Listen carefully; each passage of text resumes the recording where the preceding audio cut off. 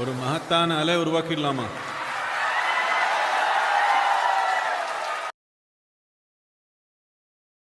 So Sadhguru, in your one of the earlier videos, you have mentioned of having those leftist orientations. You have been involved in putting posters, and you have been in that league of attending attending meetings late in the night and putting posters and all that. But when we were interacting with the students in the campus, we found out that there is this dominant perception about Sadhguru being right-wing. Though you have tried to explain it earlier as well. But this… No, right? But this… Only right arm. But Sadhguru, this perception is because you have supported government earlier on the issue of demonetization, then later on having no bomb blast occurred in the country. So is Sadhguru… That's clear. Has Sadhguru turned right-wing now? Is it…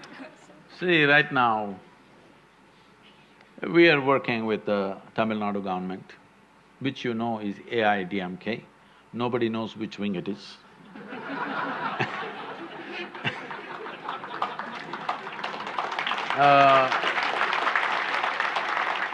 We are doing a lot of work with Andhra Pradesh government. Still, I think even that you can't decide which wing it is. And that wing was part of the big wing in the center, but now it is not, it is flapping against it. Now we are working in Kerala, which is left wing, and we are working with the central government. If you want to call it right wing, you can call it right wing. I'm saying, what is this problem with the government? Government means, in a democratic country, it's people's choice, isn't it? Now I don't respect people's choice, I respect only my choice. I think you're a nutcase. You're fanatical. You're fanatical about your own beliefs. I don't belong to any wing, but when people elect, whether I agree with it or I don't agree with it, personally, whether I agree or I do not agree with it, I will bow down to people's will, because that's what democracy means. Now, the significance of democracy is just this. Why can't we have… Well, you mentioned about my… Say that I was only 14, okay? Please pardon me. Young blood, that time. Even now… But then you are putting… Even now, young. Sadhguru, you are putting it as it was your mistake. You were No, just I did 14. not say it's my mistake. It is just that I'm telling you, this is 70s. 1967, Che passed away. You don't understand at that time, Che was like… he was like our elder brother, he died. And how he was killed, those stories spread everywhere. And there's a lot of emotion in all of us. Even today I see people wearing Che's t-shirt and going. Most probably, a whole lot of them don't know who he is, they think he's Bob Marley or something. So, at that time, it's like our elder brother was killed in Bolivia. And at that time, the nation was in a state where it looked like there's not going to be any solution in this country at that time. So we thought, we and a whole lot of other people believed, unless there's an armed revolution, there is no way out for this country. And even in school, there were teachers who were giving us talks. And everywhere there was Russian literature, and we read and read, we devoured Russian literature, and it all made sense. And I'm always angry. You can't believe this. But I'm always angry because everywhere I see injustice. In home, on the street, everywhere in politics and religion, any damn place, I see only injustice and injustice and injustice. So I am all the time 24 hours angry about something. When you're angry, you want a quick solution.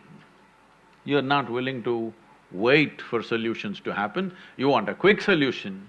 So the quick solution look like armed struggle, These were the heady days of Charu Majumdar and Somulu in the south. Well, we were fired up by that. I'm not regretting those days, but we have come to a time now where we are on a threshold of possibility through democratic means. Never before this has happened in the world, I want you to know this. The only nation which has moved 1 billion people from poverty to a certain level of economic well-being is China, okay? But they did it the hard way, violent way, all bullets and bullets and bullets. But they've done a great job because keeping people for generations in poverty is worse than killing them. In extreme poverty, where nourishment is an issue. So they did what they did in their own way. You can condemn them or you can admire them.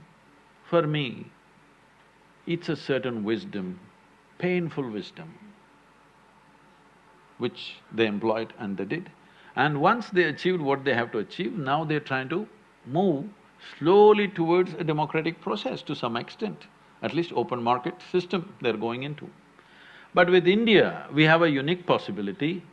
We can move 500 to 600 million people from abject poverty in which they are right now to a reasonable level of well-being in a matter of next 10 to 15 years' time. We are just on the threshold of that. Through a democratic process, without bullets, without killing, without massive repression, nothing, no force. Without force, we are able to do it. If we manage to do it, if all of us get together, it will happen, otherwise we'll sit on the threshold forever. Right now, there is a possibility we can cross the threshold.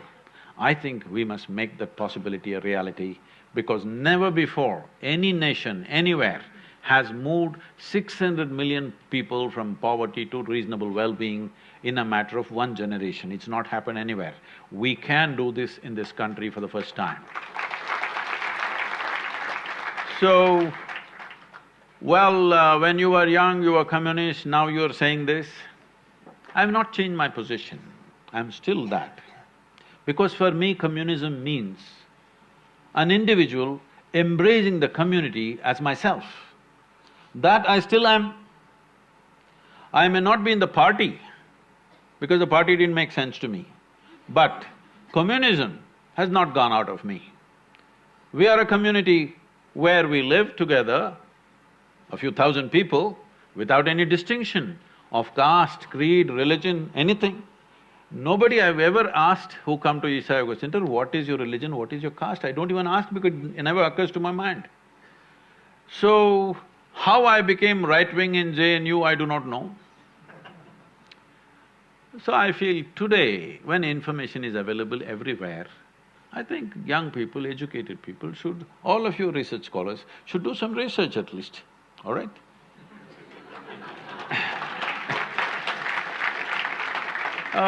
Just making wild conclusions about somebody whom you have not even met, this I've seen everywhere, especially in this country.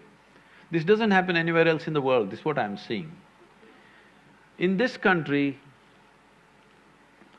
people who have never met you seem to know more about me than I know about myself. Those who have never seen me, those who have never met me, those who have never spoken to me, they know more about me than I know about my own life. I think you must give them a PhD because there's such a imaginative research they are doing.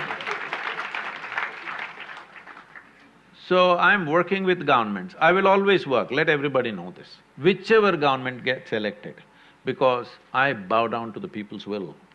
My opinion is not bigger. My opinion is not bigger than the people's will of this nation, always.